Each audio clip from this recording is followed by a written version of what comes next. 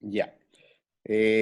Mientras llegué al curso estuve buscando unas compilaciones de choques y me di cuenta que YouTube está lleno de estas compilaciones. A ver si vemos algo entretenido. Ahí parece que se van, claro, ahí lo tocó de lado y cayó, digamos, al otro lado. Parece que no se dio vuelta.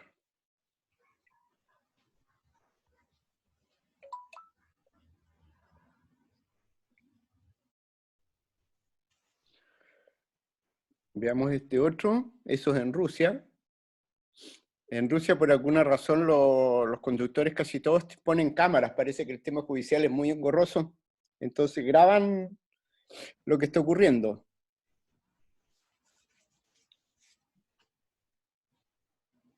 Y por lo tanto hay antecedentes de cámaras bastante, digamos. Este camión me interesa mostrarlo, el que viene después, digamos. Ese. Hay un detalle del camión que es interesante. Lo que ocurre es que, en ese caso, lo que ocurre es que el chofer frenó mal. Vale decir, frenó la unidad de tracción donde él va, digamos, y no la carrocería. Entonces la carrocería empuja a la unidad de tracción y la gira de esa forma, que se llama hacer tijera en el rubro de los camioneros. Los camioneros pueden seleccionar cómo frenan y idealmente deberían frenar de atrás hacia adelante, digamos. Cuando frenan solo adelante pasa esto, y sobre todo en un pavimento con agua, más todavía, digamos. Claro, ahí se ve que la carrocería sigue derecha, digamos. Sigue derecho.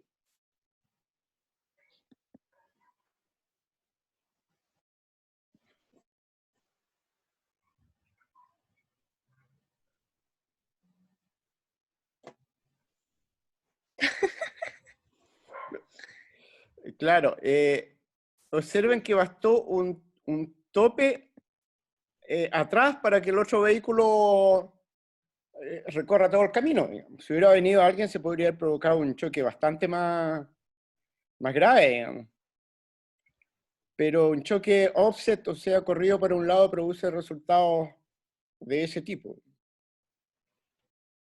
¿Y eso fue imprudencia del que entró a la calzada, Eh, a la pista? a ver, veámoslo. Bueno, más acá. Yo vi que venía rápido, o sea, Claro, venía muy rápido para el lugar, esa era una pista de acceso. sí. El vehículo rojo venía incorporándose, por así decirlo, y el otro venía muy rápido y seguramente trató de esquivarlo por la derecha. Ah, ya. Ahora, esa Sí, es una porque regla que en Chile no existe tampoco, ¿ah? Pero los vehículos que vienen por la pista de acceso tienen habitualmente prioridad para entrar a la carretera, pero no es en Chile, mm, desafortunadamente. pero de todas maneras el auto gris iba mucho más rápido incluso que el de la pista del centro. Ah, sí, ah, ya, ya. Sí, porque por algo lo pasó, porque no estaba a la vista antes del choque. Eso quiere Ah, y decir que apareció venía por la mucho más derecha rápido. muy rápido, sí, sí me acuerdo de eso. Sí, Claro, así que de todas maneras iba mal porque por lo general la pista de la derecha suele ser como el carril, entre comillas, lento. claro, claro, Los de la izquierda suelen ser los rápidos. O claro. sea, siempre y cuando el sentido sea por la derecha avanzar.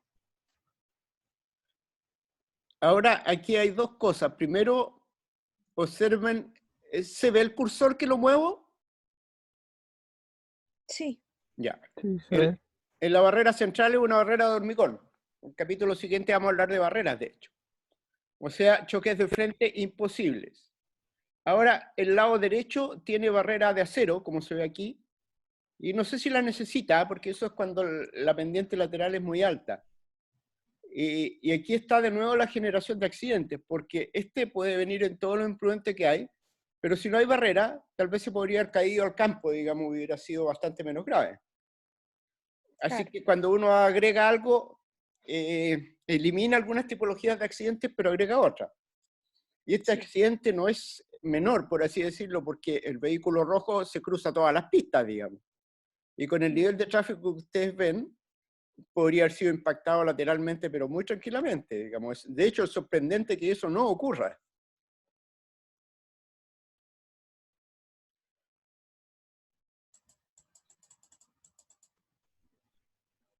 Profe, me parece curioso que el auto gris haya intentado adelantar por la parte derecha. Sí. Yo no creo que estaba adelantando, yo creo que iba muy rápido por la pista de la derecha y se le cruzó este auto rojo que salió desde la calle lateral, por así llamarlo, que se incorporó.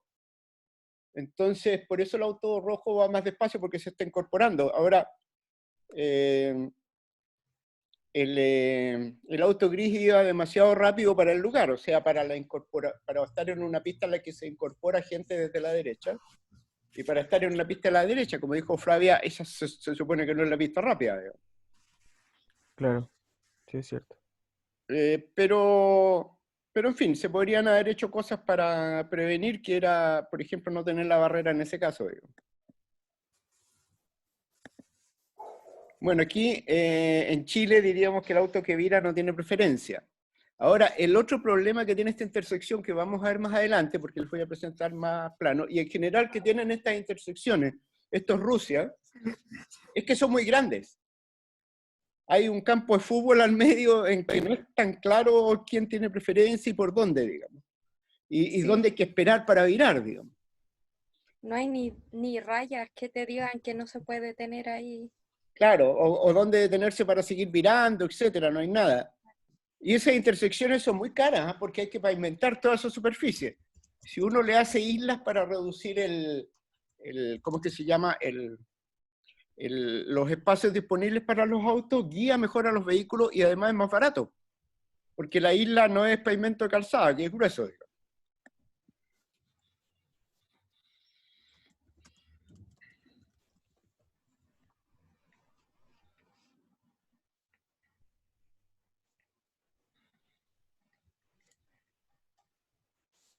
Aquí de nuevo otro caso, el de la moto ni cayó, sí, por suerte.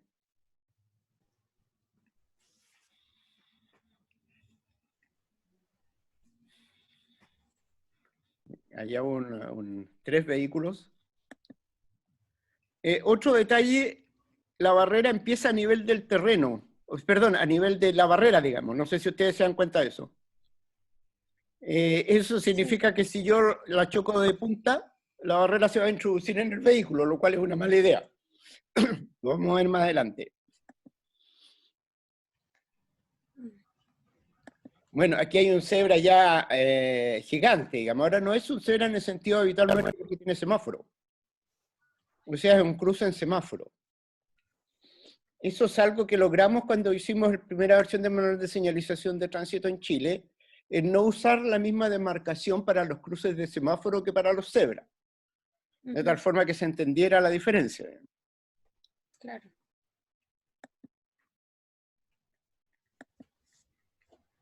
Claro, de nuevo lo mismo. Chuta. Oh. Pero parece que el que venía en Mira, sentido ahí contrario, lo tiró al otro lado, ¿se fijan? Perdón, ¿qué dijiste, Flavia? que en ese caso, en el que está mostrando ahora, el otro parece que se pasó la roja porque veo que los autos de al lado del que chocó estaban detenidos. Ah, sí, tienes razón. Se saltó un Sí, él rojo. se lo pasó. Claro, ahí de nuevo lo que ocurre con un choque que no es central, digamos. El vehículo lo tiró contra la otra pista inmediatamente.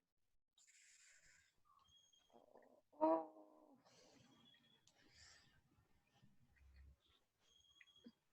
Los rusos son muy buenos para subir estas compilaciones a internet.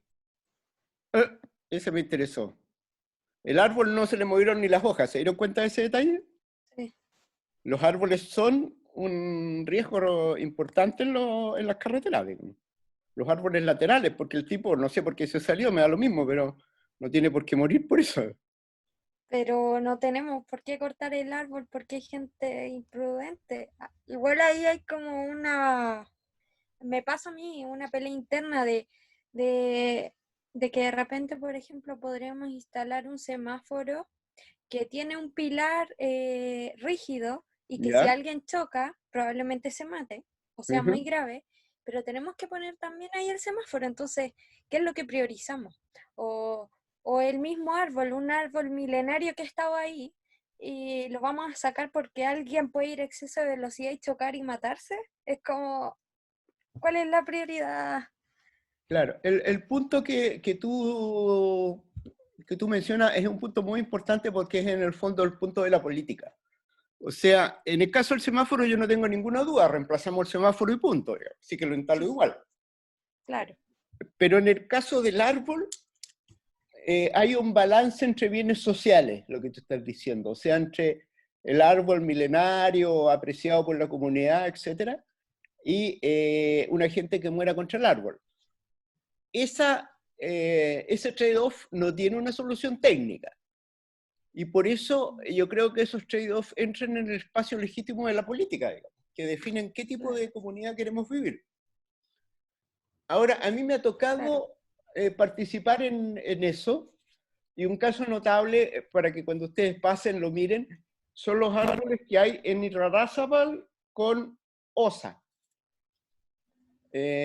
Cuando uno sube por Irarrázaval, al llegar a Osa, que después, Irarrázaval después sigue como la raíz, digamos, aquí estamos hablando de la intersección donde está el mall, la Cegaña. No sé si se ubican. No, yo nunca he ido Sí, para allá. sí, yo sí.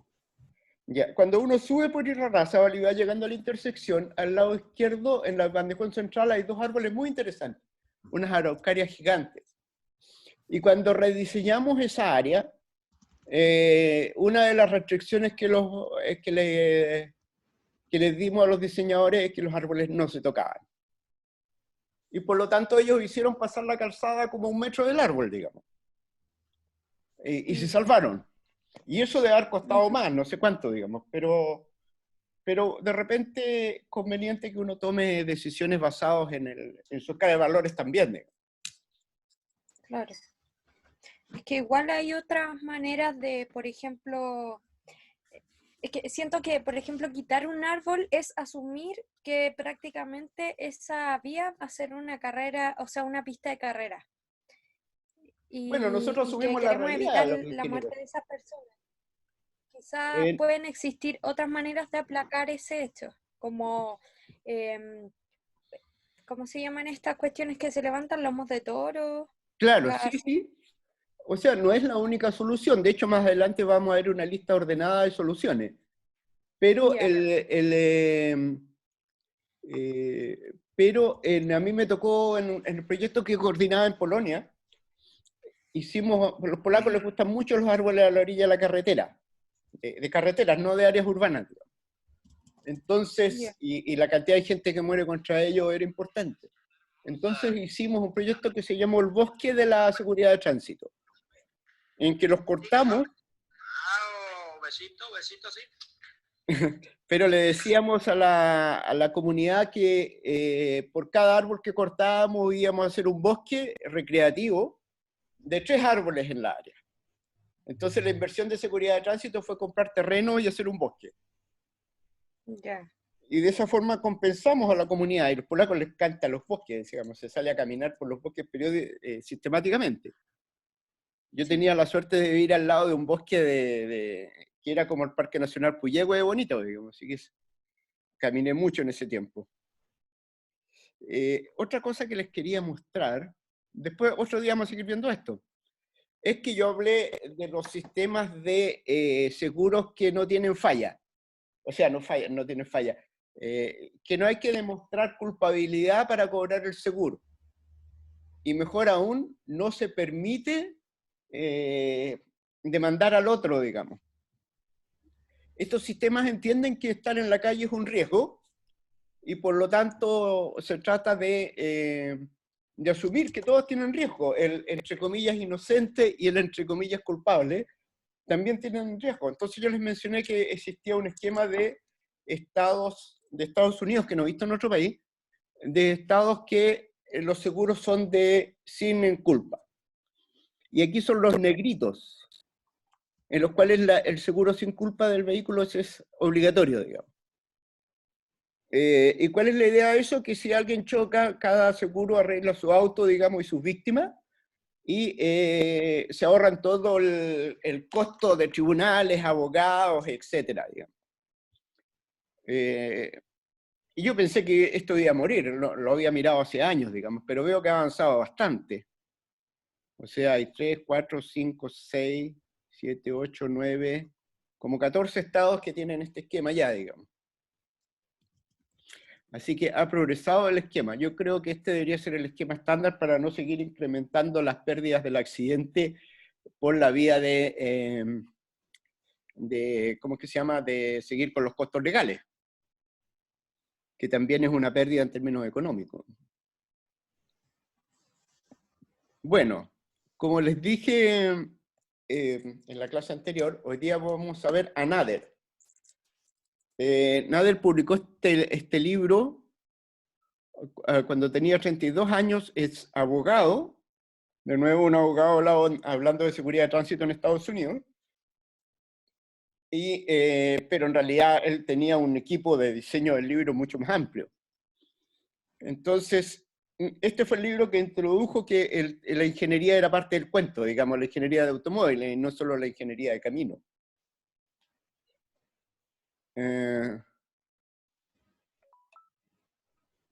Vamos a verlo. Lo primero que se creyó, a ver, vamos a aumentarlo, era que este libro era contra el Corvair, porque ese es el primer capítulo.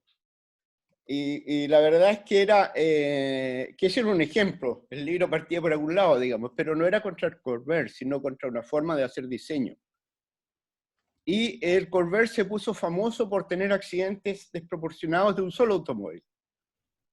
A ver si voy a tratar de mirar los dibujos, digamos. Sí. Ese es el dibujo que me interesa. El Corvair tiene un sistema tenía un sistema de trasero en que las ruedas bajaban de esa forma cuando se pasaba por un bache, lo cual en principio parece ser buena idea, pero el problema es que seguía bajando la rueda y eventualmente las ruedas se juntaban y el auto se daba vuelta, digamos. Ese era un defecto de diseño. A ver si hay otra. Bueno, el capítulo es largo. Ahí está el efecto. Empieza así, empiezan a juntarse las ruedas, por ejemplo, porque está haciendo un viraje muy fuerte hacia el lado izquierdo. Aquí está diciendo una curva hacia la derecha. Disculpe, profe, no sé si soy yo o se me quedó pegada la pantalla, pero veo el mapa de... Ah, Yo disculpa. tampoco. Sí, tengo que compartir esto. Sí. Oye, pero tantos y que nadie se haya dado cuenta antes. Es como para colgarlos, ¿ah? Estaba intentando ver si... Que dije, uy, qué raro que no... ¿Tendrá una relación con el mapa lo que está explicando? Pero no. Claro. Bueno, estaba hablando del Corvair y del libro de Ram Nader. Empieza en el capítulo 1 con el Corvair. Por eso se pensó que era un libro contra el Corvair. En realidad era mucho más profundo que eso. Y habla de que por supuesto no había normas de diseño, cada fabricante hacía lo que quería. Entonces hicieron un eje trasero así. Y cuando en una curva a la derecha el auto tenía tendencia a levantarse, se seguía levantando y llegaba al extremo del dibujo 4, digamos. Se ve bien ahora, ¿no es cierto? Sí, ahora sí. Profesor, no entiendo, o sea, ¿en qué sentido podía haber ayudado que las ruedas estuvieran en ese ángulo? A ver, se trata de que las ruedas en general, todas las ruedas de un vehículo, cuando pasen por un hoyo, se mueva la rueda del vehículo, del hoyo, digamos, y no la otra. Por lo tanto, se trata de hacerlas ligeramente independientes una de la otra. pero hay que, esto es un detalle mecánico, pero se agrega una barra, un resorte, que es una barra horizontal entre las ruedas, que evita que ese efecto sea muy pronunciado y que se pueda llegar al extremo del número 4. Esa es la barra que no tenía el Corvair, digamos. Ya, gracias. Entonces, le llegaban así y se daban vueltas o se salían del camino. Y fue el caso muy famoso en Estados Unidos, porque la policía llegaba al lugar del accidente y todavía no llegaban al vehículo, pero miraban las huellas en el pavimento y decían, ah, esta cosa es un Corvair. Ese fue el cuento, digamos.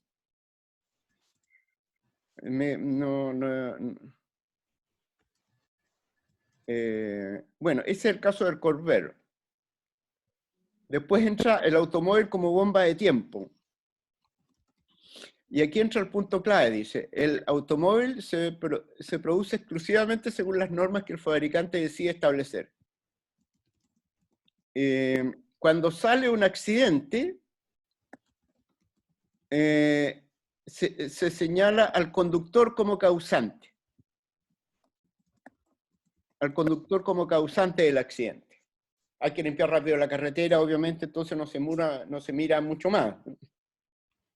Y por lo tanto es muy raro que los choques hablen de defectos de carretera, incluyendo hoy día, o defectos de vehículos, digamos, en general. O sea, más del 90% de los choques se asignan más bien a variables humanas, digamos.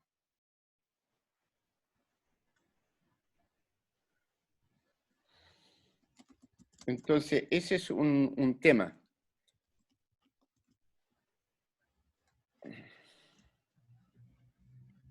Por ejemplo, aquí hay como es abogado, sabe de juicios, entonces copia los juicios, las declaraciones de juicios específicos. Aquí creo que están hablando de los frenos. El abogado le dijo, encontró que anduviera algo mal con los frenos del Buick 53, sí señor. ¿Cuándo descubrió por primera vez que algo andaba mal? Poco después que se comenzara a poner en los coches el sistema de servofrenos. A ver, esto empezó en el otoño del 52 y el Wermont dice que debe ser un técnico que está siendo investigado. Cuestión de semanas, creo, pérdida del fluido y fallas en los frenos. El aro de cierre ese es un anillo de goma para sellar algo, y el líquido de frenos era aspirado por el motor y quemado por el combustible. ¿Ok? Para los que no saben, un servofreno es un mecanismo para ayudar a la presión del freno, tal que uno tenga que apretarlo bastante más suave que lo que debería ser, y frene bien, digamos. Entonces lo que hacen es, ponen ¿cómo decir? Como un sartén, digamos, con una membrana de goma. Entonces, un lado de esa membrana, el volumen a un lado de esa membrana va conectado al aire que el motor está aspirando. Y como el motor está aspirando y sacando aire, se produce un vacío parcial hacia el lado de la membrana. Y por lo tanto, sobre la membrana se produce una fuerza hacia el vacío parcial. Y esa es la fuerza que ayuda a frenar. Ahora, al otro lado está el mecanismo de freno que incluye aceite hidráulico. Entonces, si hay una falla, la aspiración que está haciendo permanentemente el motor va a aspirar el líquido de freno y el vehículo se va a quedar sin freno. Bueno, esto lo empezaron a encontrar muy rápido. No lo vamos a leer todo, digamos. Aquí dice, si el motor chupara el fluido del cilindro, el líquido desaparecería, así es. Y cuando el líquido desaparece, ¿qué pasa? No se puede frenar de eso. En realidad este interrogatorio está hecho para los miembros del jurado, digamos. Ahora le dice, ¿vendió muchos autos equipados con esa unidad? Muchos. Y etcétera.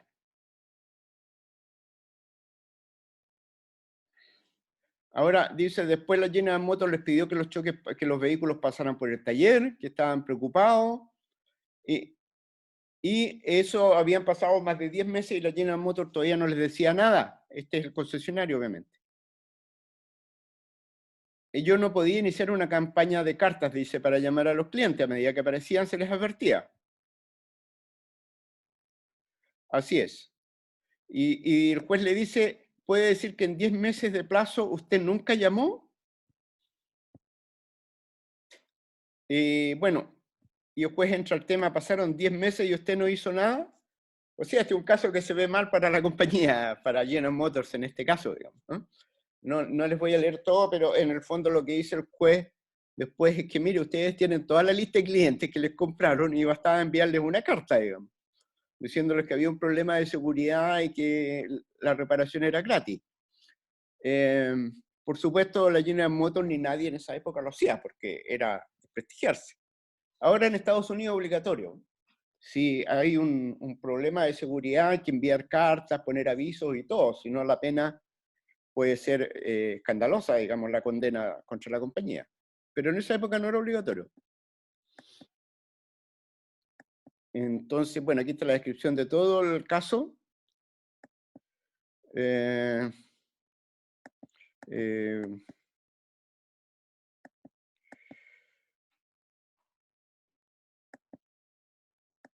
Bueno, aquí hay otros casos que no voy a mencionar. Uno de los que pasé de largo era que la caja de cambio automática en Estados Unidos tenía 2 configuraciones de cambio. Y las 2 eran contradictorias. Por ejemplo, en una configuración, la posición cualquiera, por ejemplo, la tercera posición de la palanca de cambio era neutro, y en la otra marca esa posición era retroceso. Por lo tanto, cuando alguien usaba un auto de la otra marca, podía retroceder inesperadamente. Les costó a los fabricantes ponerse de acuerdo en el estándar de que todas las palancas de cambio automáticas tuvieran la misma secuencia, digamos, y en el mismo orden.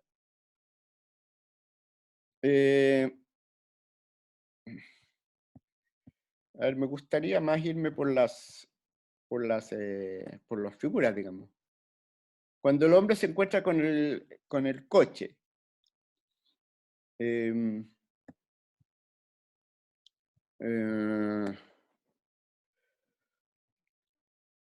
claro, y aquí está los aportes que se hicieron desde el punto de vista de la investigación militar.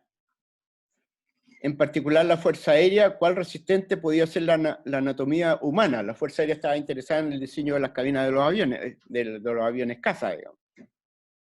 Se eligió un equipo experimental y comenzaron ensayos a fines de 1940.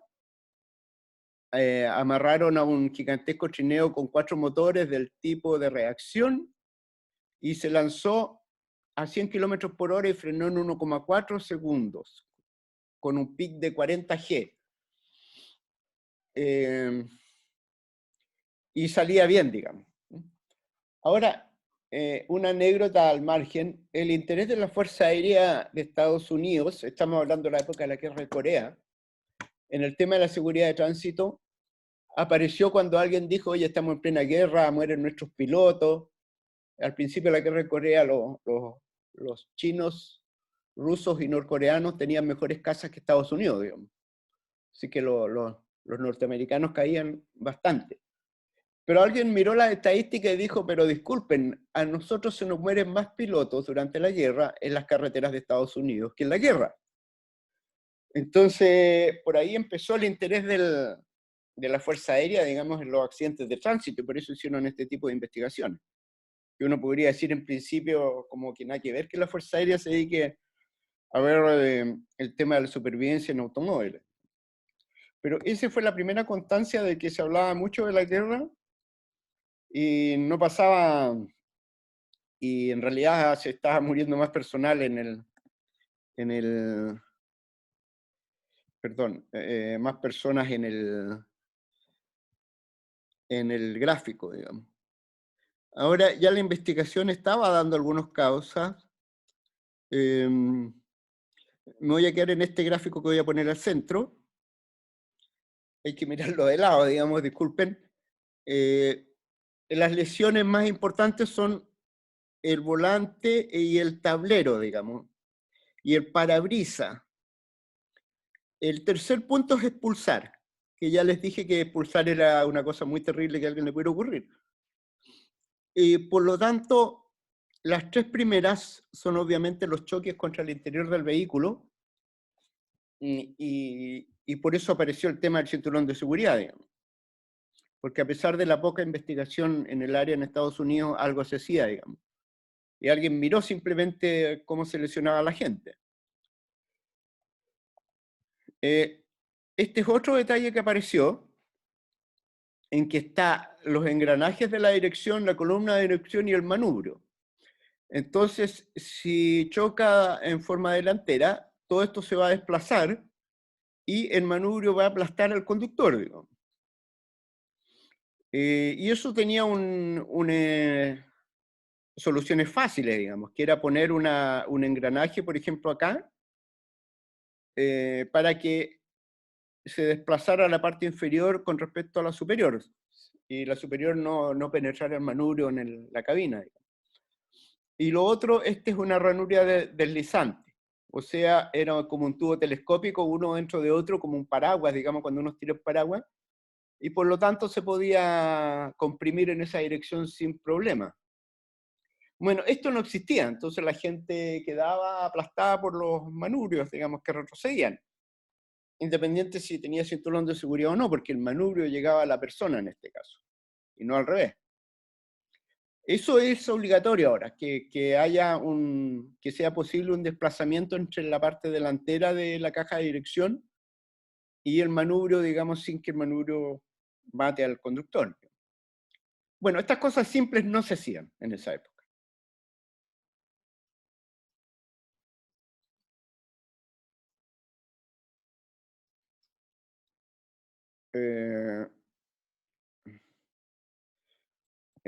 Bueno, aquí se está hablando del contorno del parabrisas. Él proponía ideas que se desecharon, pero decía hay que sacar el tablero delantero de la posición del pasajero, digamos, para que no se golpee con la cabeza. Aquí arriba está visto. Observen que en este caso el cinturón de seguridad está, por eso queda la pelvis atrás, pero obviamente todavía no era cinturón de seguridad de 3 puntas, era solo de cintura. Con lo cual no se avanzaba mucho porque se golpeaban contra la cabeza, contra una superficie dura, como este ejemplo. Y después a alguien se le ocurrió el tema del cinturón de 3 puntas, creo que fue la Volvo de Suecia, digamos.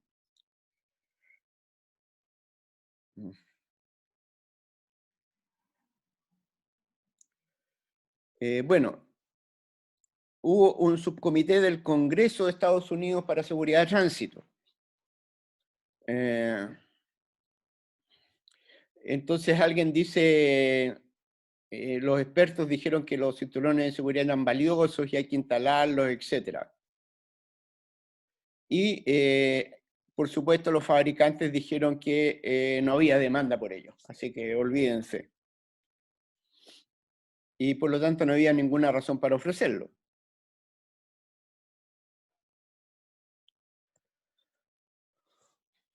Entonces, ese tipo de cosas, el libro abunda en ese tipo de comentarios con respecto a las audiencias del Senado y cosas así, a los cuales los ingenieros solemos no mirar mucho, digamos. La disputa era interesante porque estamos hablando que una comisión del Congreso de Estados Unidos tenía que reunirse a hablar del cinturón de seguridad. Uno lo hallaría como insólito, y hablando en términos de la época y la industria oponiéndose, por supuesto. La oposición de la industria llegó a tanto que dijeron ya, ok, nadie quiere cinturones de seguridad, no los instalen. Pero dijo uno que fue el Estado de Nueva York. Les pidió que pongan en el pilar del auto el hoyito con el hilo para que si alguien quisiera poner un cinturón de seguridad tuviera donde apenar el cinturón de seguridad. No les pidieron nada más que eso. Que estuviera el hoyo y un hilo estándar, digamos, para que el que quisiera agregar un cinturón de seguridad lo pudiera agregar. También se pusieron a eso, al hoyito con un hilo, digamos.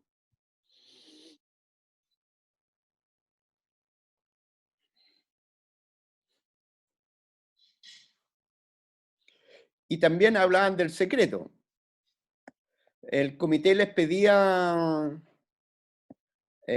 información y decían, claro, tenemos una gran cantidad de películas a velocidades normales, a altas velocidades, etcétera, pero esta información son datos de ingeniería de la compañía y por lo tanto no los divulgamos. O sea, tampoco había intercambio de información, digamos.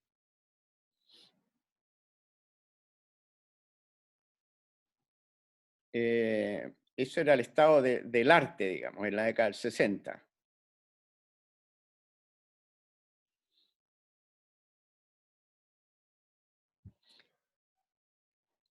Así que esa era la disputa de la época.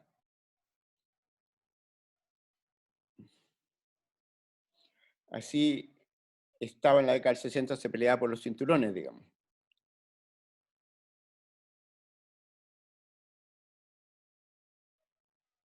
Bueno, aquí están hablando de diseños, por ejemplo, uno tuvo que admitir de que un determinado diseño del chasis tenía algunas ventajas sobre el diseño tipo X de la Chevrolet, digamos. Y así sucesivamente en estas investigaciones del Congreso iban saliendo estos datos, digamos.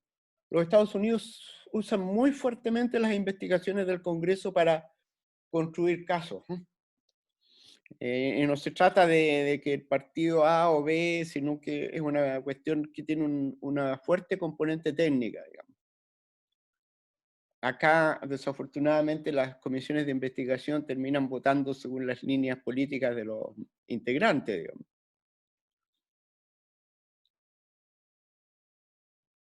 Por ejemplo, uno de los investigadores de la Universidad de Minnesota dice que hemos encontrado la forma de reforzar las estructuras para evitar el desplazamiento de los costados, las puertas, las vigas laterales, así como el aplastamiento del compartimiento del conductor, sin aumentar los costos ni el peso del vehículo. Y resulta que tampoco se hacía. Los vehículos se daban vuelta y el techo aplastaba a la gente, ¿no?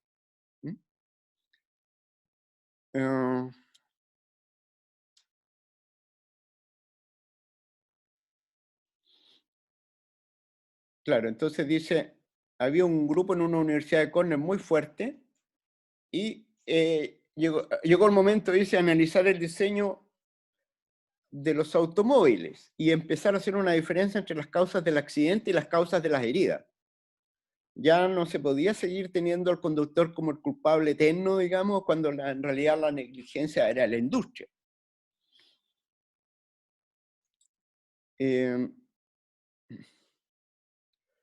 Y empezaron a aparecer papers como este, digamos.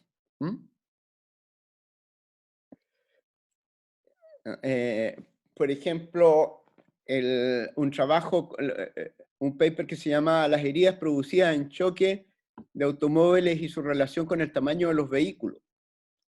La ASIR es una organización que armaron para analizar esto, pero curiosamente los que escribían los papers tenían que reunirse con los representantes de la industria y revisar la redacción del documento.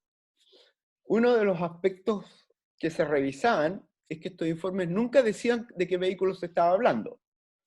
Decía el vehículo C y el vehículo D, digamos. En el vehículo C, que tiene tal característica, muere más gente por esto que con respecto al D.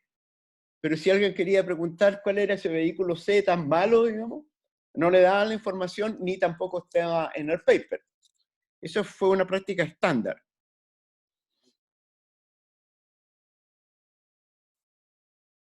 Y aquí está el caso que yo les mencionaba, digamos, ¿no? Que el caso de las marcas A es 2 veces más peligroso que las marcas B, C y D.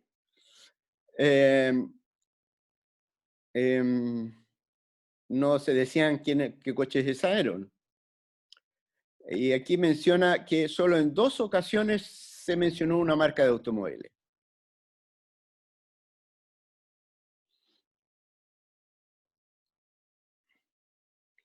Después hubo otra industria sobre los cerrojos de las puertas, digamos. Y no se mencionaron las marcas. De nuevo, digamos. Y las conclusiones estas eran que las puertas eran más arrancadas en los General Motors, pero eso no llegó al informe. De nuevo volvieron a poner letras, digamos. Y tenían los datos. Aquí están los datos, digamos.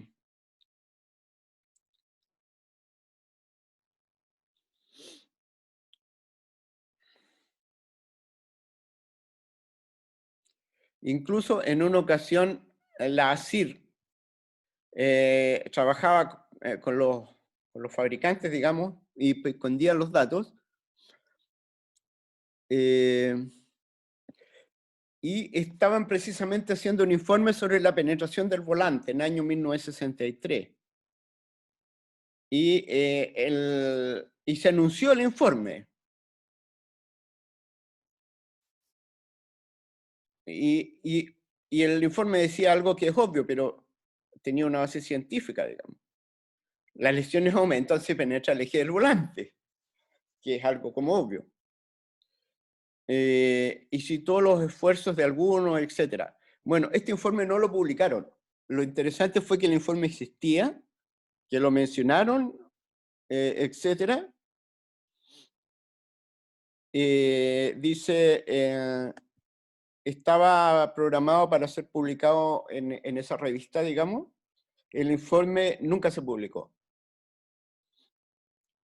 Y la ASIR dijo que el informe fue enviado esta se llama el gremio de los fabricantes de automóviles, con el objeto que éstas pudieran usar como referencia técnica la producción de un informe final. Pero no pasó nada. Y de hecho, en cuanto a la industria ve este informe, lo obligó a que lo escondieran, digamos. Y aquí Ron Nader se enoja, digamos, porque dice la ASIR es una organización fundada con dinero federal, por lo tanto no tiene nada que pedirle permiso a la General Motors.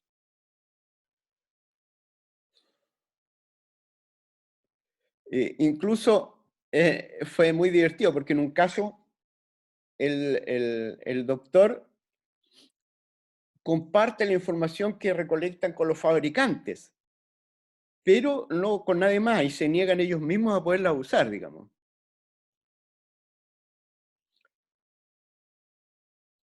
Así que ese era el estado del arte, digamos, de la investigación en la década del 60. O sea, la industria lograba controlar las organizaciones que podrían meter la mano en términos de seguridad, digamos. Y el miedo era el miedo al incremento de costos, por supuesto. Bueno, aquí hay un tema más, más vigente. Creo que me corrí mal. Ahí entra un capítulo del smog. El año 50, un bioquímico de California descubrió que hay una relación entre la existencia del smog y el humo del escape de los automóviles. Eso es es la primera parte de un proceso científico, digamos. Si te parece que hay, bueno, primero demuéstralo. Y lo hizo. Y demostró que los escapes reaccionan con los óxidos nitrógenos para formar smog que ya era habitual en Los Ángeles. Y se demostró que la mitad de los contaminantes provienen de los automóviles, etc. Entonces aquí empezó el tema también de que el smog está asociado con los automóviles. O sea, trataron de establecer una relación causal. Y por supuesto la industria dijo que era un error. Ahora, a mí también me ha ocurrido eso. En una ocasión estábamos revisando la ley de tránsito con respecto a la emisión de contaminantes. Y se estaban desarrollando pruebas técnicas para la emisión de contaminantes de buses. Y yo conversé con algunos amigos de la industria del motor diésel y me dijeron, mira, un motor diésel bien ajustado y caliente, o sea, a temperatura de funcionamiento, no tiene que producir ninguno. Si produce algún humo, está mal.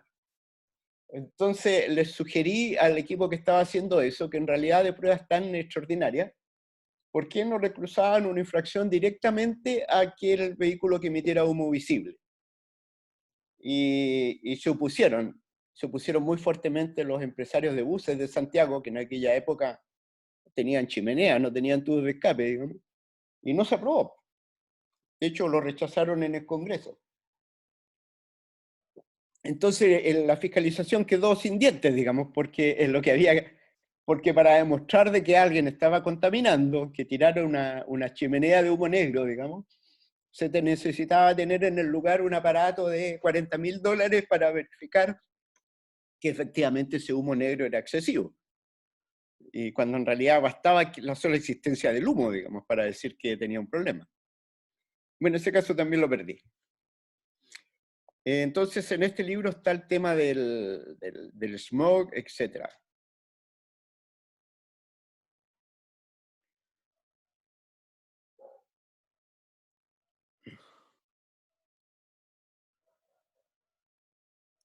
Y la actitud, aquí está la actitud, es interesante la actitud de la época, en que dice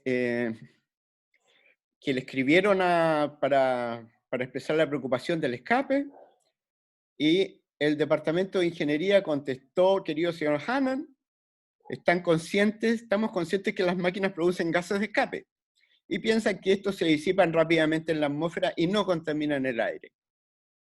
Por lo tanto, no hemos hecho experiencias para eliminarlos. Entonces, de nuevo, está el tema de que no eran un problema, digamos. Y así, el estado de la emisión de contaminantes se ha avanzado lentamente y sigue así. Por ejemplo, la emisión de contaminantes de los vehículos está relacionado al volumen. Ahí hay un truco bien interesante para mantener vivos los motores grandes, digamos, de automóviles. Es un porcentaje del volumen del gas expirado. Entonces, si el motor emite, o sea, tiene 10 veces más gases en el tubo de escape que un motor grande, por ejemplo, que un motor chico de auto, el motor grande puede emitir la misma densidad de contaminantes. Pero como el volumen total es mucho mayor, va a emitir por más kilos de contaminante. No sé si se me entiende la diferencia que estoy haciendo. No, yo no comprendí muy bien la diferencia, profe. Ya. Un motor pequeño, supongamos que emite 1 litro de contaminante. Si la prueba es en el porcentaje de contaminantes en el litro, en ese litro va a dar un valor determinado. Supongamos que puede ser el 5% contaminante del litro de contaminante, CO2 por decir, o sea, 50 centímetros cúbicos por litro. Si esa es la norma, el vehículo chico la cumple y el vehículo grande también, pero como el vehículo grande emite más litros por minuto, en realidad está emitiendo mucho más. Ah, ya, sí, sí entiendo. Como que puede que sea una tasa parecida, pero el vehículo grande emite mucho más Más volumen. por ser, claro, por ser más grande. Claro, entonces en el fondo la norma ha sido manipulada desde Estados Unidos, diría yo, para no penalizar a los motores grandes. Esos son detalles que se meten en las normas técnicas de repente, digamos. Dicen, no, si este cumple y el otro también. Claro, pero el otro emite 5 veces más.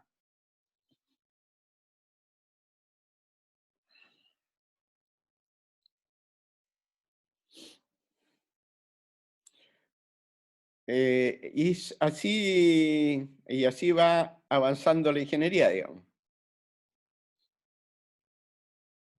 Incluso en una ocasión alguien me preguntó, fue una conversación bien interesante porque me preguntó, bueno, pero si aquí no hablemos de kilos, si lo que tira el tubo de escape son gases, o sea, los gases no pesan, etc. Creo que fue un diputado. Entonces, ¿qué estamos hablando? Si los kilos son kilos, digamos, y los gases son gases. entonces le tuve que explicar que el automóvil, el motor de automóvil no era un reactor atómico. O sea, la diferencia entre un automóvil, entre un motor de combustión interna y un reactor atómico, es que en un reactor atómico cambia la masa de los productos, porque hay conversión de energía. En un motor de combustión interna, los kilos de combustible que entran son kilos que salen por el tubo de escape. Los mismos, o sea, la cantidad de átomos de carbono, por así decirlo, que hay en la benzina, van a ser la cantidad de átomos de carbono que salen por el tubo de escape, digamos. Entonces, en el fondo, el escape va a tener los mismos kilos que habían en el estanque, digamos, más el aire que consumió. Pero la idea del congresal era que en realidad los gases no pesaban.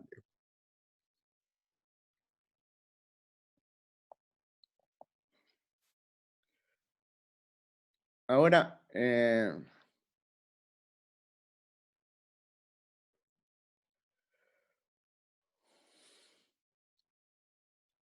bueno, aquí está el capítulo dedicado a la contaminación.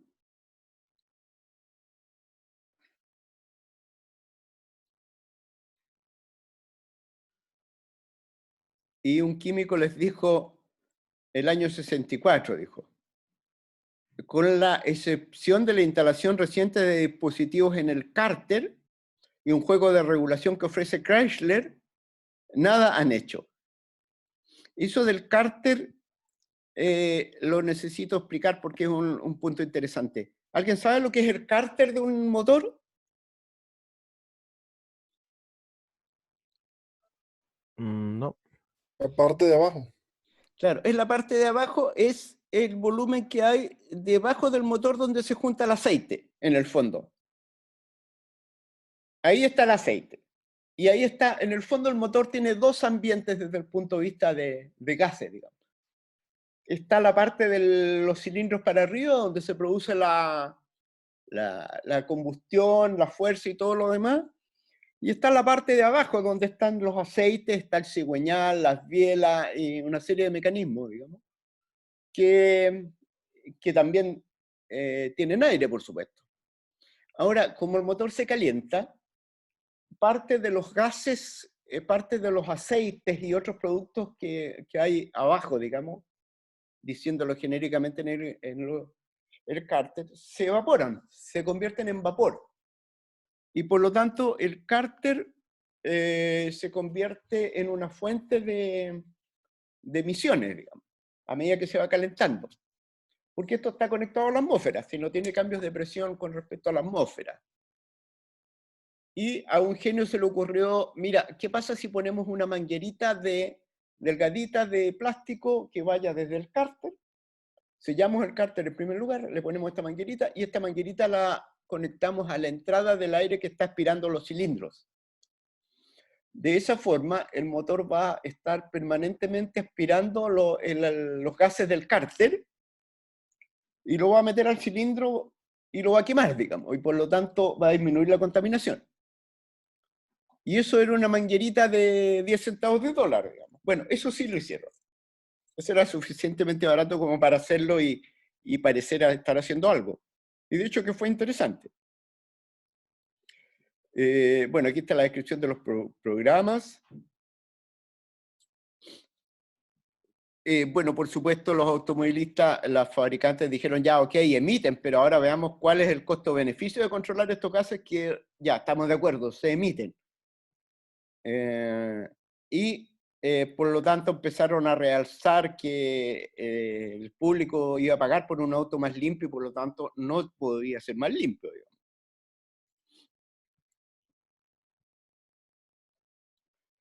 Así es la historia. Por ejemplo, el presidente de la Asociación de Fabricantes de Automóviles dijo, mire, si ustedes entran en esta ruta, los consumidores van a tener que pagar muchísimo más por el automóvil.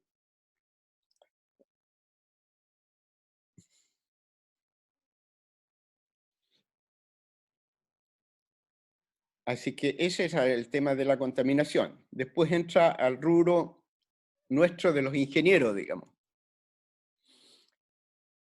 Y como tipo que sabe escribir bien, empieza con una frase de ese tipo, digamos. La mitad se verán envuelta en un accidente que ocasionarán heridos.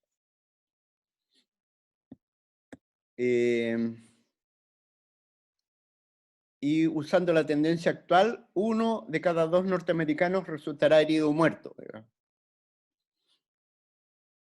etcétera. Bueno, aquí también habla ya del índice cero. En el fondo, cuando en ingeniería de tránsito hablamos del índice cero de fallecidos y víctimas fatales, es algo que en la industria de la seguridad venía hace décadas, la seguridad industrial, por ejemplo. Y por supuesto en todas las otras industrias, digamos.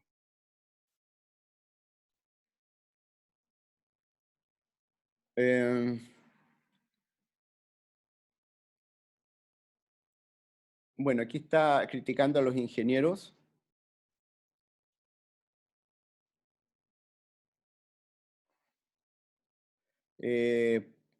Etcétera. Habla de unos móviles de 1910, digamos. El volante era un cubo de madera con aluminio fundido y los rayos se partían en los impactos y eran puntas, digamos. Entonces, para decir lo bueno que estaban, el ingeniero comparó un auto actual con uno de 1910 y dijo, estamos mucho mejor, ¿para qué nos molestan, digamos? Esa era la actitud. O sea, Ralph Nader le dio a todas las líneas de la fabricante de automóviles, la seguridad, la emisión de contaminantes, etc.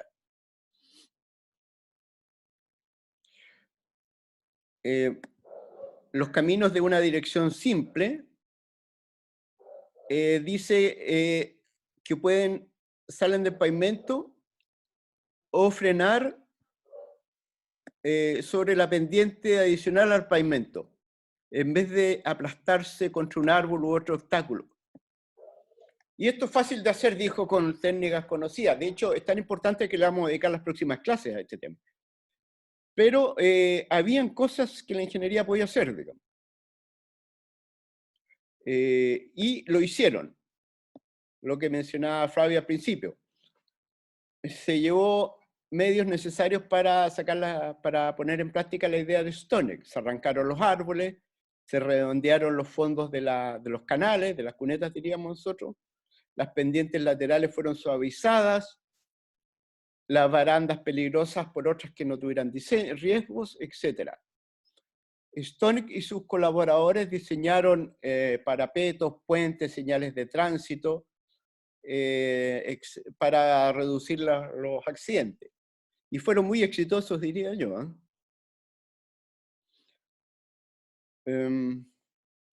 Así que esa es la nueva norma de caminos que vamos a usar, de diseño de bordes de caminos que vamos a usar en las próximas clases. Porque el 30% de los accidentes son de vehículos solos. Y esos son habitualmente fuera de la calzada, digamos. Entonces, Stonex se refiere con encendida indignación, dice, sostengo que la construcción y uso de nuestros caminos pareciera que ha sido planeada como si el objetivo fuera matar a la gente. Y cambiamos ingeniería por consejos, tales como circule por la derecha, acérquese al coche que esté a su derecha, respete el pare, etc.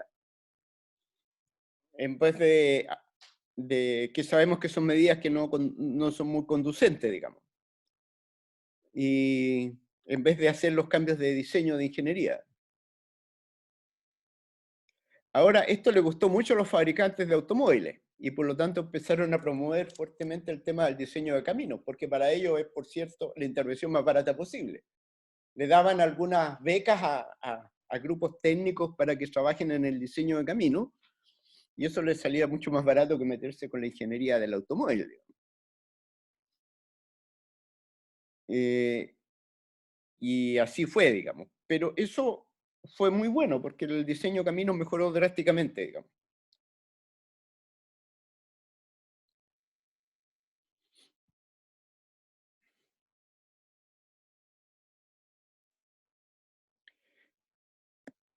Bueno, otra expresión que dijeron es que si hubieran normas habían que anunciarse con 3 o 4 años de anticipación. Por alguna razón cambiaron la ubicación de la llave de contacto por razones de seguridad. ¿Ah? Y no lo aceptaron, dijeron lo podemos hacer en 4 años más. Así sucesivamente.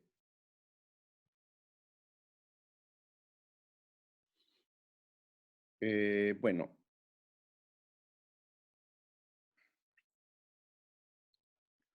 Ahora, esto es algo muy gringo, ¿ah?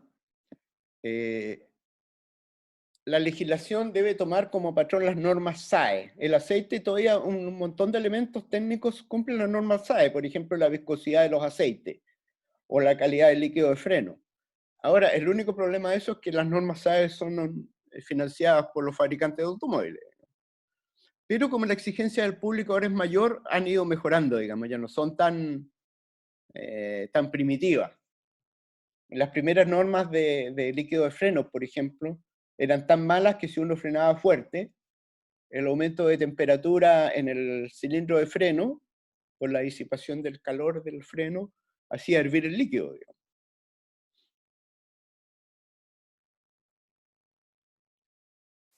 Ese es el tema de las normas. Ahora, otro tema, por cierto, es los medidores de distancia de los automóviles. Eran fácilmente adulterables, o sea, cuando en Estados Unidos y en Chile también alguien llevaba un vehículo a vender, le hacían retroceder un vehículo usado, digamos, le hacían retroceder a cuenta kilómetros drásticamente. Actualmente hay normas más exigentes y esto es más difícil.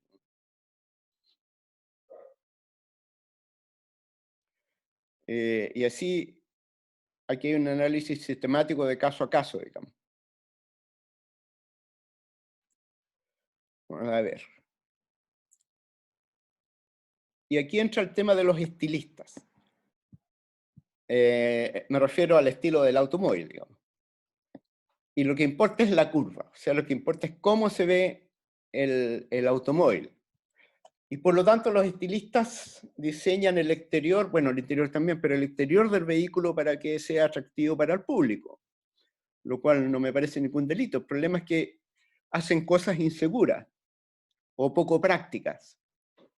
En una ocasión se construyó un automóvil que se puso a la venta y que los estilistas le habían ganado a los ingenieros, y el automóvil estaba tan mal diseñado desde el punto de vista de la ingeniería que para cambiar una bujía había que sacar el motor del auto, digamos, porque no había quedado espacio.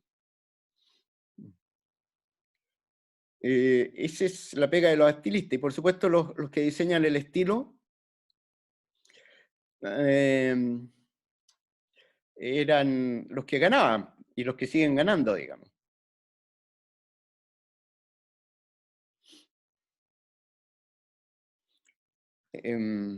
Y por supuesto se enfatizaban y se enfatizan todavía cosas como la velocidad máxima. ¿Mm?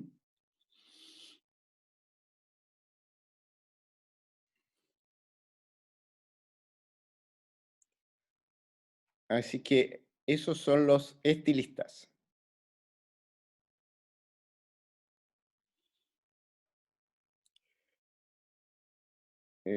Bueno. Aquí aparece el peatón por primera vez en este libro, en que se postulaba de que cuando se embiste un peatón el diseño del auto no interviene mucho en las lesiones, digamos.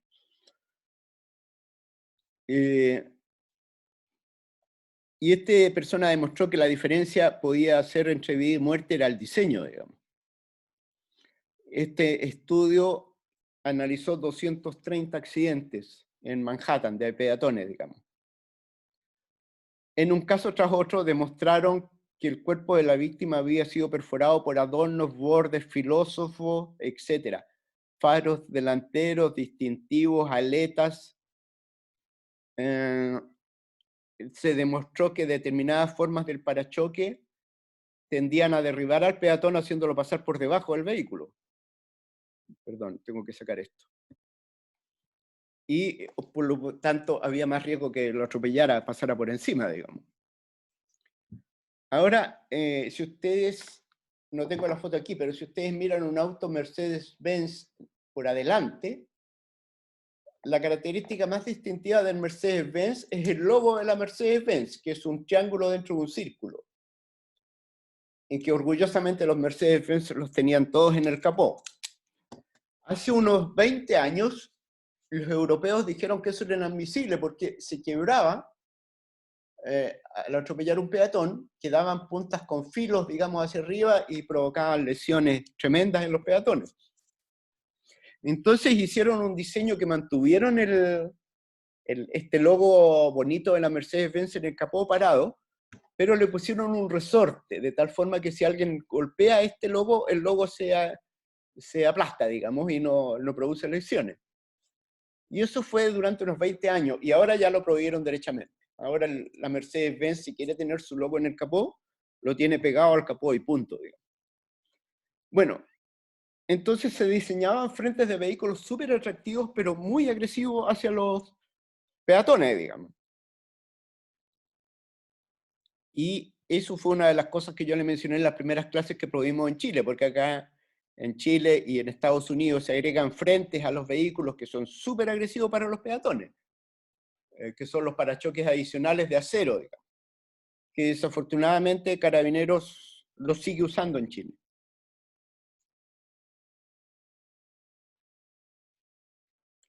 Y por lo tanto, si atropellan a un peatón, seguro que lo matan, digamos. Las instituciones de la seguridad vial. Como ven, este es un informe bastante amplio. Si hiciéramos el ejercicio de sistemas que hicimos en las primeras clases, uno podría decir que el índice de este libro fue diseñado con una aproximación de sistemas, porque empezaron a hacer una revisión exhaustiva de todos los factores que participan, digamos. Y una parte es la cosa institucional. Y la cosa institucional era condenar al conductor y absolver el automóvil. Por eso el 90 y tantos % de los choques se dice todavía que son fallas humanas. Y salían frases de sentido común.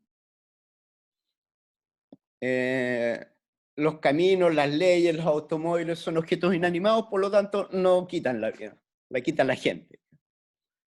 Y eso se convirtió en el karma, digamos. Echémosle la culpa a los humanos y con eso no gastamos más en seguridad de tránsito, digamos. O sea, gastamos en certificar conductores, en mirarle qué tan buena calidad visual tengan, etcétera, digamos. En preocuparnos de los conductores de tercera edad, y no de los vehículos, digamos.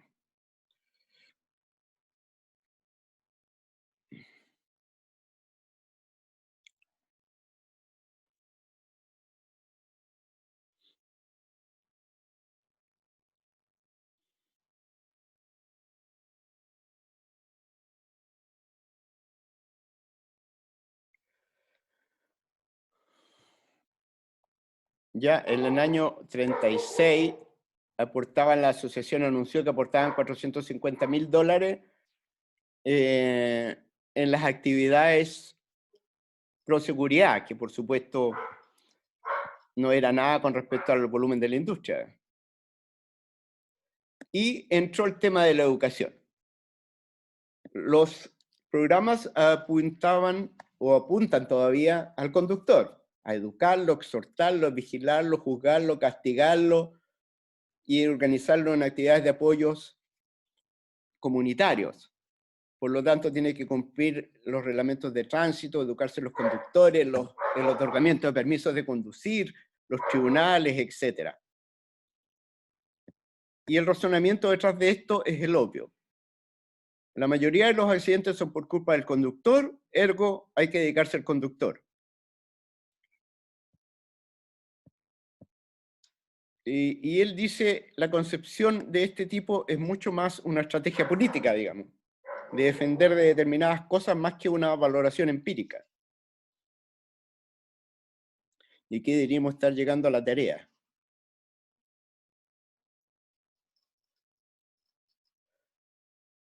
Y por lo tanto el sistema legal actual en Chile también, ¿no?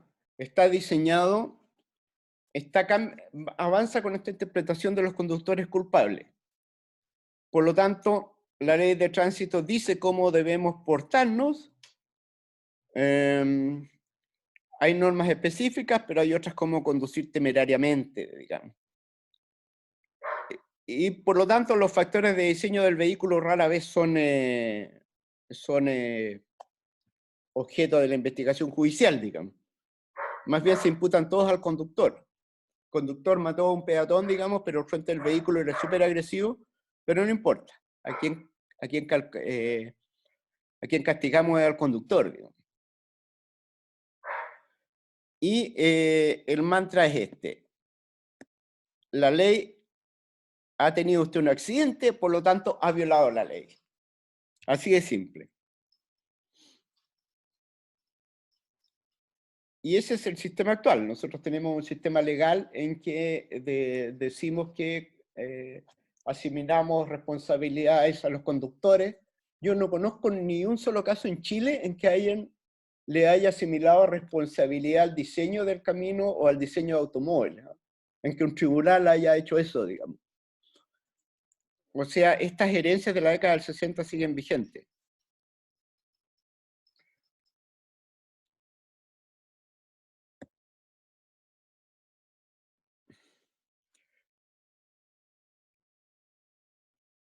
Y por lo tanto la responsabilidad legal constituye la base del pago de las indemnizaciones. Por eso les hablé de los seguros sin búsqueda de culpables, digamos, porque en el fondo sabemos que detrás de la investigación de accidentes hay fenómenos sistémicos que hacen que la culpabilidad, que lo que uno ve como culpabilidad a primera vista no lo sea tanto, como el que se pasa un signo pare, pero el otro viene tan rápido que el que se pasó el signo pare lo vio, efectivamente lo vio lejos y pasó. Y no tiene elementos para decir que en realidad iba a llegar mucho más rápido que lo que él creía, digamos.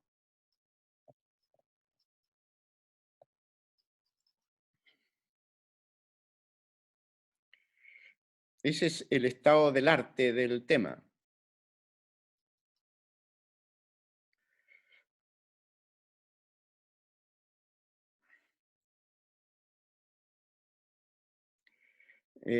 Hay una fundación de seguridad automovilística en esa época que obviamente no se preocupaba nunca del automóvil, se preocupaba del conductor, obviamente, y de los usuarios. Aquí está la descripción de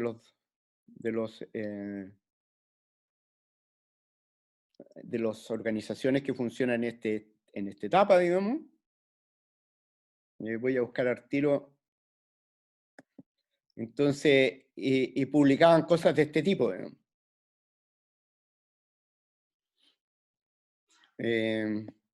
Dice, el público norteamericano no está apoyando el cumplimiento del programa de acción de seguridad de carretera. Los funcionarios no hacen respetar las leyes, etc. Existe una confusión peligrosa por la falta de uniformidad de las leyes, lo cual puede existir porque las leyes son federales allá. Pero de nuevo se centra en el público y en la ley, digamos, y no en los ingenieros. Y es así como se va haciendo. Ahora dice, los compañías de seguros, que es lo que realmente pagan el costo, digamos, han empezado a decir que la potencia excesiva es parte del problema, digamos.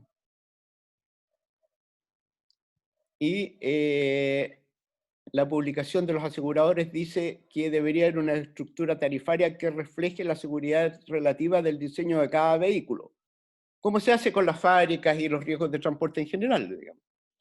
Ahora, eso ya existe. Después vamos a ver que los fabricantes han tabulado los costos de reparación de los vehículos con mucho cuidado para asignar el costo del seguro, digamos.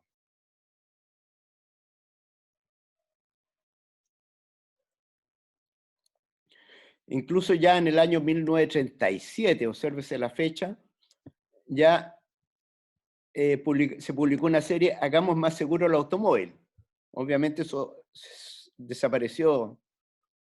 Desapareció.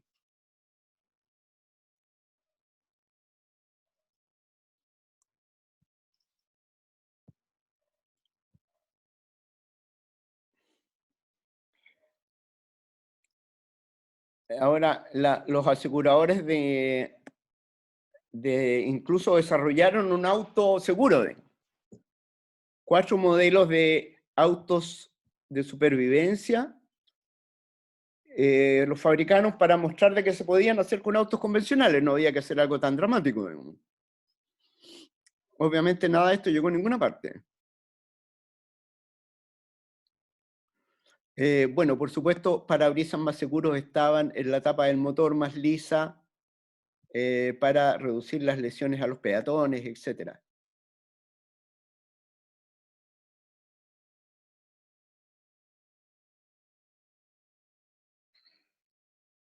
Así han habido intereses, pero que quedaron escondidos, digamos.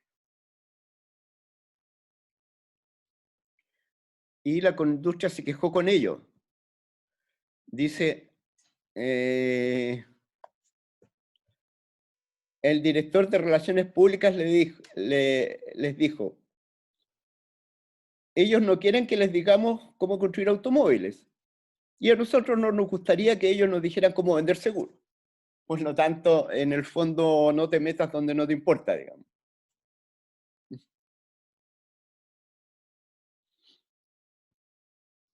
A ver, quiero llegar rápido, ya llamo el 75%. En aquella época, obsérvese, ya se criticaba el medir los índices de seguridad de tránsito por vehículo kilómetro. Ya existía esta preocupación.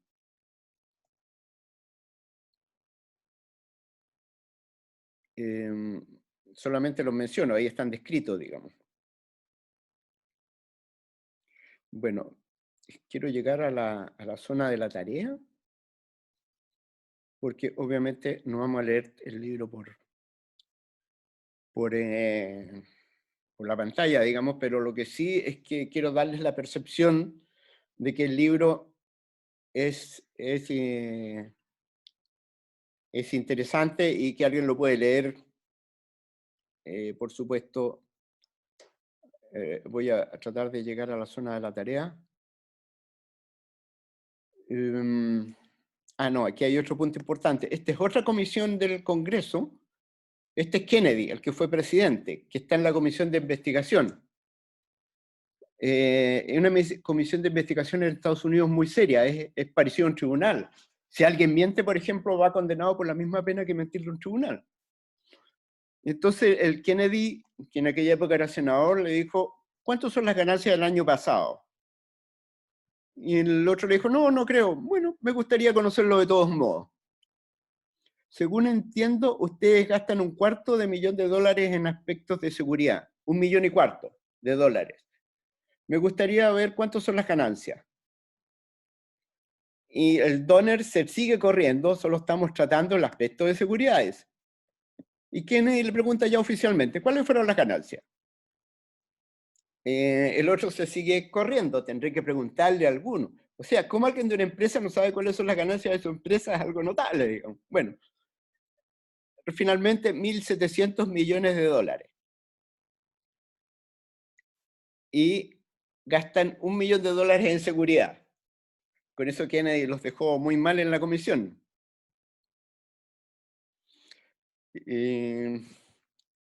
Y así, o sea, las comisiones del Congreso de Estados Unidos sirven, digamos. Esa es la conclusión.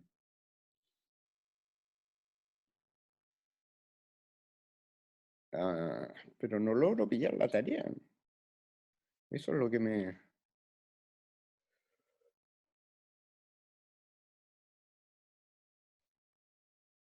Yo la tengo marcada, digamos.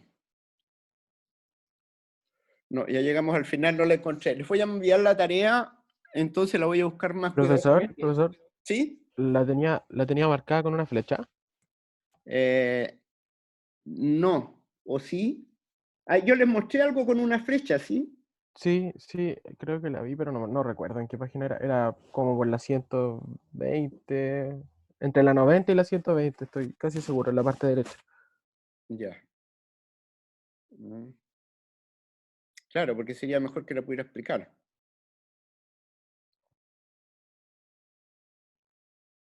A ver qué pasa si le cambio la escala drásticamente. Así. Porque como está marcado, es más fácil de verlo. Ahí Ah, hay no, una este es flecha. el índice de muertos. No, ese no es la tarea. Ah, esa es la No, flecha que he visto yo. no es la tarea. Pero tiene una marca en la orilla, si eso es lo tremendo, digamos. A ver. No, aquí estamos los diseñadores. Es que es una tarea asociada a los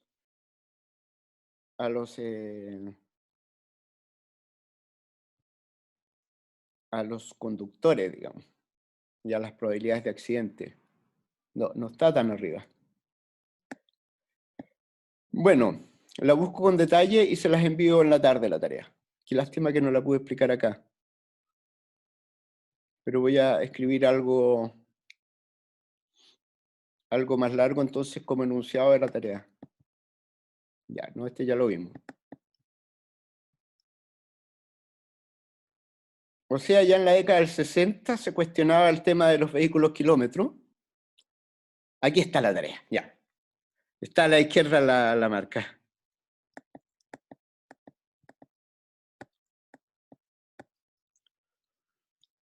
Aquí está el punto. Estamos hablando de conductores. Y por lo tanto, hay que ser coercitivos con ellos. O sea, hay que sacarles partes porque pasan la luz roja, etc. Esa es la parte coercitiva.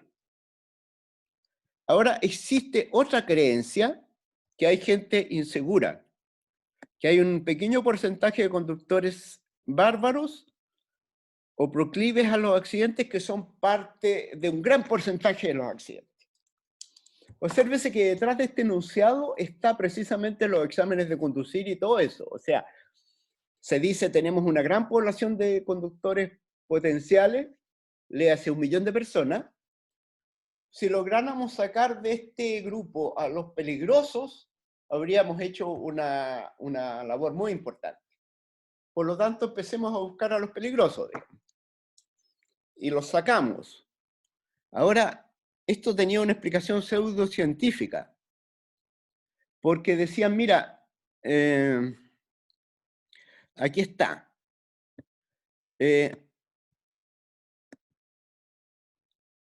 Habían encontrado esto, que el 9% de los conductores participaban en el 40% de los accidentes.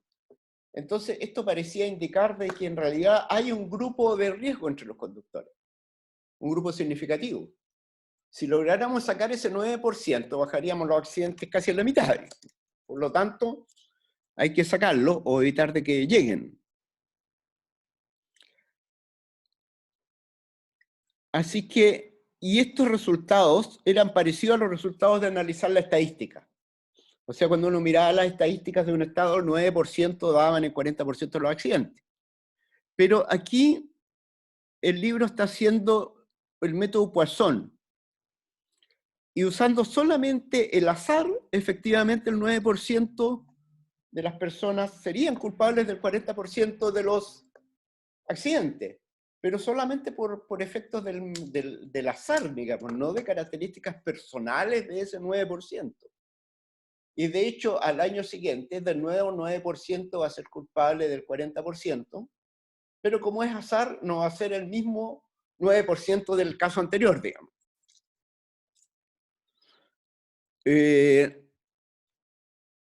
Ahora hay un pequeño resultado que dice, bueno, efectivamente hay un pequeño porcentaje que en realidad tienen más accidentes, pero no son muchos, digamos.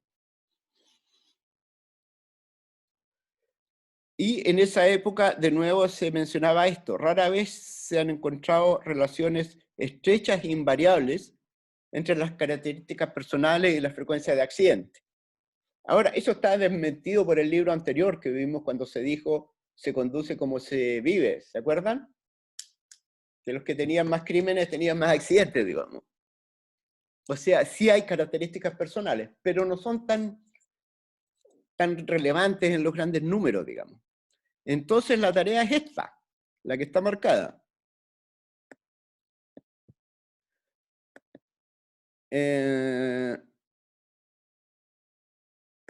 Esta es. Que demuestren esto.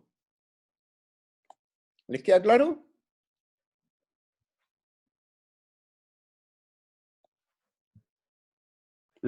O sea, hay que demostrar con el método de Poisson que ocurre esto. Así es. Ya. Ahora, demostrar con el método Poisson significa que ustedes van a hacer una tabla en Excel de la probabilidad de 0 accidentes, de la probabilidad de 1, de la probabilidad de 2, de 3, etc. Yo sugiero usar hasta la probabilidad de 20, digamos. ¿Ya? Porque después las probabilidades, las probabilidades ya se van achicando mucho. Pero usen como criterio, o sea, les voy a soplar parte del resultado, digamos, es usar hasta la probabilidad de 20. Y el parámetro que tienen que demostrar en realidad es encontrar el parámetro de la distribución de Poisson que da este resultado. Esa es la tarea en realidad. Tienen que hacer una tabla, parametrizarla por el factor por el parámetro de Poisson y ajustar el parámetro de Poisson hasta que el resultado sea este. Y por lo tanto, la pega es mostrarme la tabla de Excel y además decir cuál es el parámetro. ¿Ok? Perfecto. Igual, profesor, ¿podría postear en el foro como estas indicaciones para recordarlas después si en algún momento las necesitamos? Ya, voy a subir el video, ¿ah? Y, Ah, ya, perfecto. y estamos cerca del final, digamos. Así que ahí lo pueden recordar. Eso es. Ahora, mi sugerencia es que sumen al revés.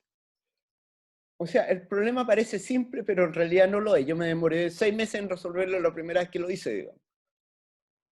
Porque hay un truco que es que hay que hacer sumas parciales desde abajo para arriba. Ahí cuando lo hagan se van a dar cuenta que existe la posibilidad de ir para determinar el total de accidentes. Uno puede decir que va sumando de la probabilidad de 0, 1, 2, 3. En realidad el truco es sumar al revés. Ir haciendo sumas parciales desde 20, después 20 más 19, después 20 más 19 más 18, etc. Porque en el fondo lo que tienes que determinar es el total de accidentes. Ahora, el total de accidentes es un parámetro que ustedes pueden fijar arbitrariamente. Decir que son 100 o que son 1000. Ese total no influye en el resultado. Se los digo a priori, digamos. Lo único parámetro de control es la variable de la distribución Poisson. Como no es como parece fácil, pero no lo es, sugiero que sea para el próximo jueves y les sugiero que hagan algún esfuerzo antes del martes para que puedan preguntarlo. ¿Les parece? Sí, sí. Así que pónganle empeño porque no es trivial. Bueno, les agradezco mucho y disculpen Profe, por haberme pasado, Oye, ¿sí? profe, respecto al plazo, quería saber si puede dar un poquito más de plazo. Resulta que la próxima semana tengo un montón de cosas, entonces para poder hacer a conciencia el quiz, quizá podría dejarlo para el sábado, algo así, y tener tiempo de darle vuelta al asunto. A ver, dije el jueves. Entonces Claro, dejémoslo para el martes subsiguiente. Ya, para Ok. la semana que ¿Qué se martes fue a sería para que vacaciones. yo lo ponga? ¿Hay alguien que saque un calendario? Martes 19 de mayo. Ya. Martes. Es que Profe, están las vacaciones. sí, pues, pero igual es mejor más plazo. Uy, No si se quieres lo entiendo, entras pero el último, si quieres me lo entregas el último día de las vacaciones. no, a lo que voy es que no sé si usted dijo el martes porque lo íbamos a ver como el caso para explicarlo en No, clase. yo dije el jueves, próximo jueves, para explicarlo el martes. Ah, O sea, para resolver preguntas el próximo martes, a eso me refiero. ya. Pero en este caso podría resolverlas el martes o el jueves. Claro, no sé, pues, ¿qué opinan? Como alguien dijo, el problema es que la tarea quedaría en las vacaciones, digamos, pero yo no me puedo aplazar mucho más allá porque hay otras tareas que tengo que hacer. No, sí, Claro. o sea, ese punto yo me refería en que yo pensaba que después los resultados que tuviéramos lo íbamos a ver el día martes y lo íbamos a como analizar, pero por eso le está diciendo que el martes era las vacaciones. No, el martes, o sea, yo les quiero dar el próximo jueves para que los que tengan dudas y trabajen antes puedan hacerme sus dudas el martes, digamos.